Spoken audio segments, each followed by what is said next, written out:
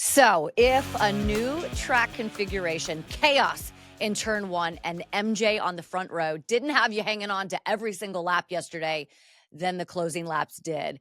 Kyle Busch, William Byron, and of course, Christopher Bell. What a show they put on. Hi, everyone. Shannon Spake. Welcome to NASCAR Daily. I'm so excited to be sitting back here with you guys. It's March 3rd. We're going to talk to Christopher Bell, the winner, like we do every Monday. But what about turn one? Oh, turn one. So green flag goes in the air. We knew that there was going to be the potential for chaos, and we saw it right away. Take a look at this. Yes. First of all, what a great crowd there is right there. Look at that. And they had quite the show because all the guys getting into turn one, who's going to lift, who's not going to lift. We saw Chase Elliott, who started third on the day. He went around and thought maybe this was it for the rest of the day. We had some great audio. We'll get to that in just a second. But I do want to point out something that wasn't made, like this wasn't a big deal when we saw it on the broadcast. We didn't really talk about it. We didn't really hear it or see it again. But Carson Hocevar, he came so close to being public enemy number one once again. Look, this is the start of the race. He goes to the outside of the 23, who of course started on the front row. And that could have been huge and potentially taken out Bubba Wallace before he even made it to turn one. And we all know Carson has been getting a lot of stuff thrown his way for the way that he's aggressive. I love Carson Hocevar. Get it, right? You got to get it while you got it. And he's doing it. But that was a moment that could have been really, really big for the young driver once again. Big inside the race car for Chase Elliott. We did hear him get pretty aggravated. He and Alan Gustafson had a little conversation about Ross Chastain. Listen to this.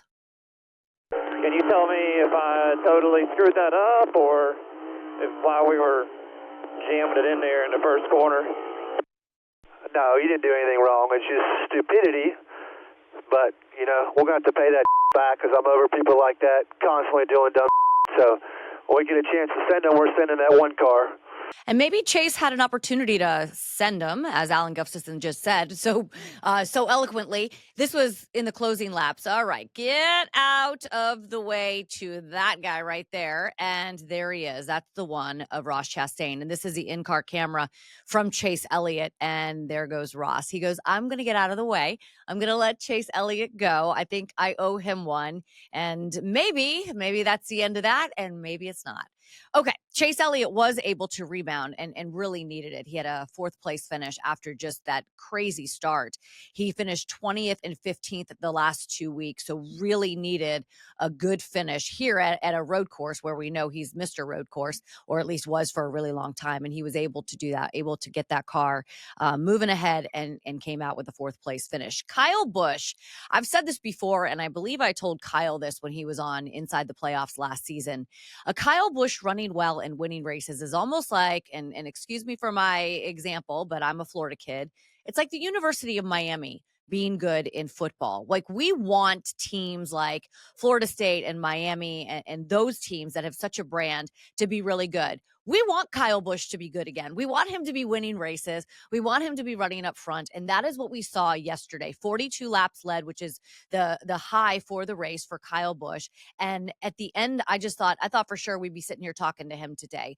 Tires were not on his side. Christopher Bell, he had the advantage there. But I am just so excited for Kyle Busch. It feels like this is the year that he's going to get back to victory lane. And you know that he wants to do that with Brexton there, with Samantha there, with his entire family there, and that'll be fun to see. But you know who was in victory lane? That would be Christopher Bell, back-to-back wins. And I want to ask him not only about the start of the race, but about those closing laps that were so fun to watch. Hey, Christopher, congratulations. I guess times two, right? Yes, first time in my career I've gone back-to-back in the Cup Series. Did you, like when the weekend started and when you were out there kind of doing everything, did you anticipate this? Did you feel like you had the car that could make this happen? So after Atlanta, I certainly thought that we had the opportunity to go back-to-back because COTA has been a really good track for me in the past. Last year, I came really close to picking up the win, just a couple laps short, and so I felt really good about it. But then after Saturday, I did not feel like we were in position to win. Saturday, we had a really bad practice. Qualifying was bad. qualified 20th. So I didn't think that I had the car or the track position to compete for the win. And then, Sunday, it wasn't until late in the race where I really knew that I had a shot to win or felt like I had a shot to win. I was just focused on getting the best finish I could, and certainly did not think I was in position to win the race. So much fun to watch the 3 of you guys, or I guess everybody that was kind of in that top 5 and mixing it up. It was such a great display of just guys doing it at the top level and doing it the right way. What was the best part for you? Take me inside the car, because I don't know what that's like to race someone clean, to have those guys racing you clean, to do that the right way. So what was the best part for you?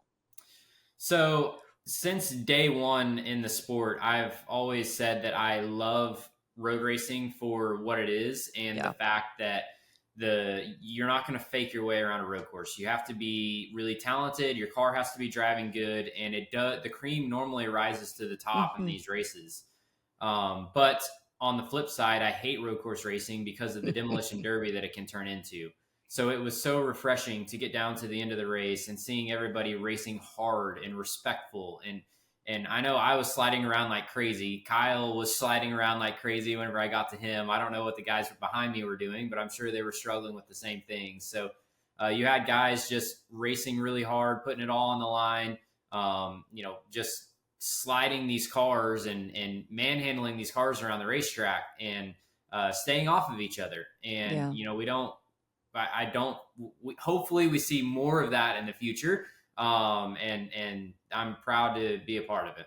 I know you got out of the car, and I know that you said that what happened with you and Kyle last year didn't affect the way that you raced necessarily, but it was one of the first things that you mentioned, not only in, when you just jumped out of the car interview, but also in the media center.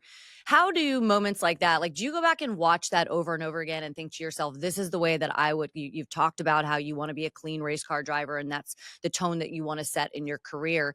Is that a learning moment for you, to kind of become better out there? Well, I guess that's a good question. I don't know. yeah, it is a good question. And, well, number one, I just wanted to redeem myself and not do that.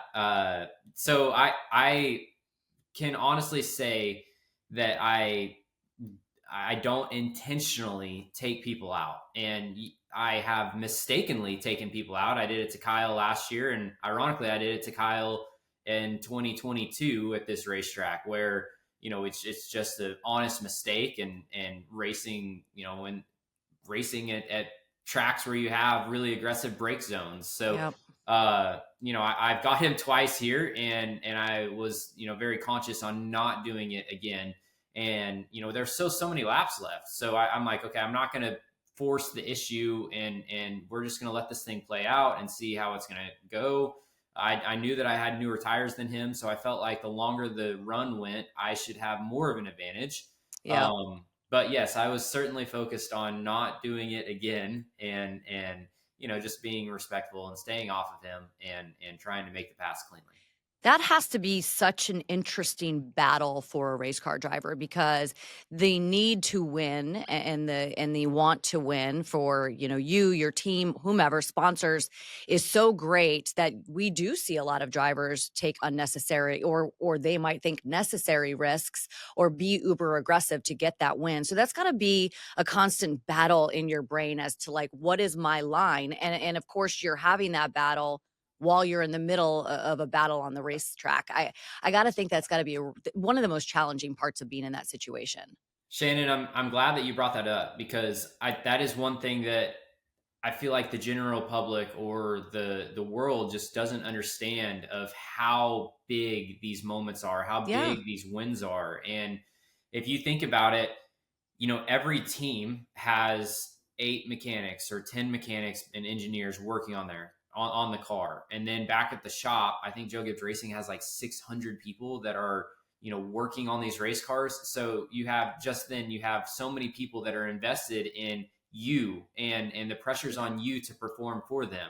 Okay. And then you go outside of that, you have Toyota, you have DeWalt, you have Bream, you have Reesers, all of your partners that are putting resources into this car that are expecting you to win races. And I felt so bad the last couple of years because last year specifically, I won 3 races, and all 3 of them were with the Ream colors. And the DeWalt guy's like, man, we need to get a DeWalt win. We need to get a DeWalt win. So I'm very happy that we finally got a DeWalt win. We got 2 in a row now.